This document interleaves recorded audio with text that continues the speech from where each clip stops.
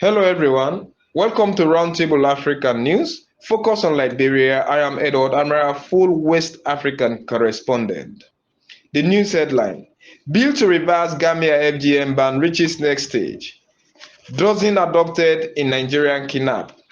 Algeria condemns Morocco plan to confiscate embassy. Eritrea's refugees killed in road accident in Kenya. Nigeria's university workers begin strike over withheld pay. Liberia opposition will not cooperate with anti-graft plan. Now the news in detail. Bill to reverse Gambia FGM ban reaches next stage.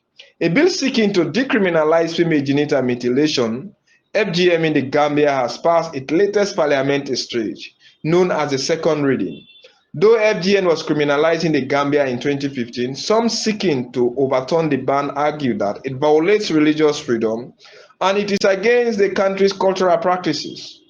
The bill will now go to a committee of MPs for further consideration. Survivors of FGM and activists had hoped it would be thrown out. They said that not only did the practice cause lifelong damage, but it is also against a woman's right to bodily autonomy. They have also argued that removing the ban on FGM would tarnish the Gambia's human rights record. There was a heated debate in parliament, but in the end 42 MPs voted for the bill, 4 voted against while 1 abstained. Despite the ban being in place since 2015, it was not until convictions in 2023, when several women were jailed for performing FGM, did calls to reverse the ban gain momentum. According to a recent survey, 73% of women in the Gambia have undergone FGM, with 65% of those caught being under the age of 5. If the bill is passed, the Gambia would be the first country to have reverse ban on FGM. In another news in West Africa, dozen adopted in Nigerian kidnap. Dozens of people, including women and children, have been kidnapped in a fresh attack in Nigeria's Kaduna state. Eyewitnesses said the gunmen attacked Kajuru station late on Sunday night. They also raided shops and stole food. Kaduna's police spokesperson confirmed the accident to the BBC, but did not say how many people had been taken. Residents have put the figure at more than 80. This latest incident comes 2 days after 15 people were adopted in the same area. Earlier this month, more than 280 students were taken from the town of Kajuri, also in Kaduna State. Last week, authorities said they would not pay a ransom for their release. President Ashiru Bola Ahmed Tinubu's assurance that he would empower the armed forces to tackle crime have gone under close scrutiny following the recent wave of adoptions. In another further development in Nigeria, Nigeria's university workers begin strike over withheld pay. University workers in Nigeria have begun a nationwide strike over unfair treatment and delays in the payment of their withheld salaries by the government. The Senior Staff Association of Nigeria University (SSANU) and the Non-Academic Staff Union (NASU) say the government owes them more than 4 months dues, which were withheld during an extended strike in 2022. They accuse the government of treating them unfairly by withholding their pay for the period while compensating academic personnel. As of today, all workers in registry, bursary, works and maintenance, security, student affairs have withdrawn their services. SANU President Mohammed Ibrahim said on Monday during an interview with privately owned Chinese television. Nothing moves within the administration of any public university in Nigeria, and that will be the case for the next 7 days until and unless the needful is done. Minister for Education, Professor Tahiru Manman on Sunday told the Punch News website that he was unaware of the strike.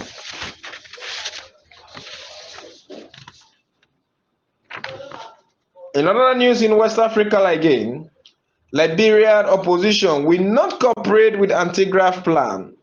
Liberia's main opposition party, the Coalition for Democratic Change (CDC), has called for President Joseph Boakai's program to recover allegedly stolen assets as nonsense.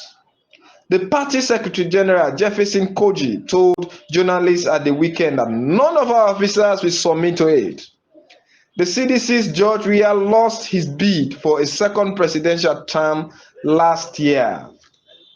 Mr. Boakai, who narrowly beat him, recently set up a task to crack down on corruption and try and get back stolen funds. The president ordered his team to identify and prosecute any senior official involved. Current and past officers are also to be investigated. He stated in his executive order that assets wrongfully acquired at the expense of the government and the people of Liberia would be returned.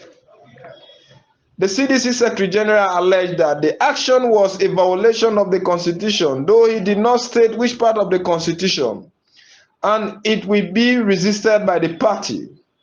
Let's tell Mr. Boakai that not even a chicken can submit to that reckless arrangement, he concluded. Mr. Weah himself has not made any official statement on the process. Now we head to East Africa. Eritrean refugees killed in a road accident in Kenya. 2 Eritrean refugees were killed and 6 others were seriously injured after they were involved in a road accident on Kenya's Nakuru-Eldoret highway. The refugees were traveling in a minibus taxi which collided with a stationary truck parked beside the road. The injured refugees are currently receiving treatment in a hospital. One survivor told the BBC that the accident happened so suddenly that they could not explain how it occurred and not see the lorry parked beside the road. Several of the refugees have broken legs, fractured hands, and complain of headache. According to a police report, the lorry had developed mechanical problems and was left unattended to on the road without anyone inside. Recently, desperate Eritrean refugees have set off from Ethiopia on a journey southward aiming for Uganda. They had often paid up to $2,000 or €1,600 in order to make the trip. In December, 5 Eritrean refugees were heading to Uganda from Ethiopia. We are found dead in a boat accident on Kenya's Lake Turkana. Similarly, last month, 4 Eritrean refugees were killed in a car accident near Mikuru, Kenya.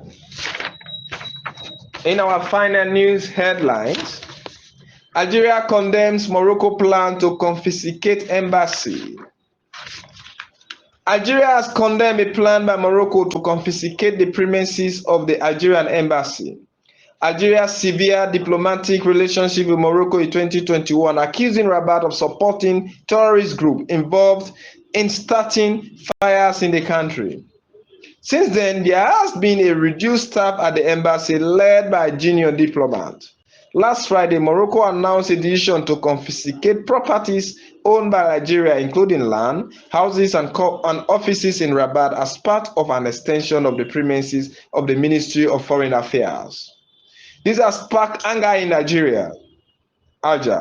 Morocco has entered a new phase in their provocative behaviors towards Algeria. Algeria Foreign Minister said in a statement, it described the project as a violation of the prospect and the duty to protect diplomatic missions of sovereign state as stipulated in international law and principles.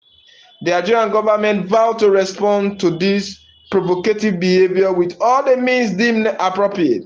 It will explore all legal avenues, including within the United Nations, to protect its interests. Morocco is here to comment. The two neighbors have been at loggerheads for many years over the status of the disputed West Saharan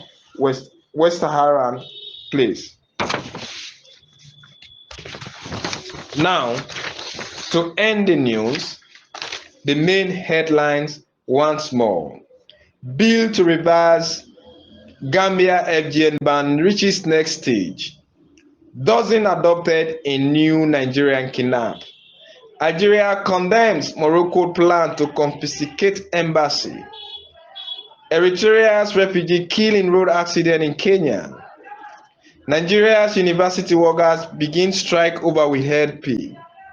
Liberia opposition will not cooperate with anti-graft plan.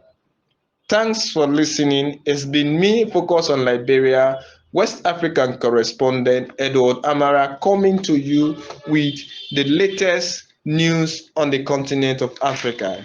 Join me same place, same time on Wednesday when I will be coming to you with latest and breaking news on the continent. Good night. Thanks for listening and sharing.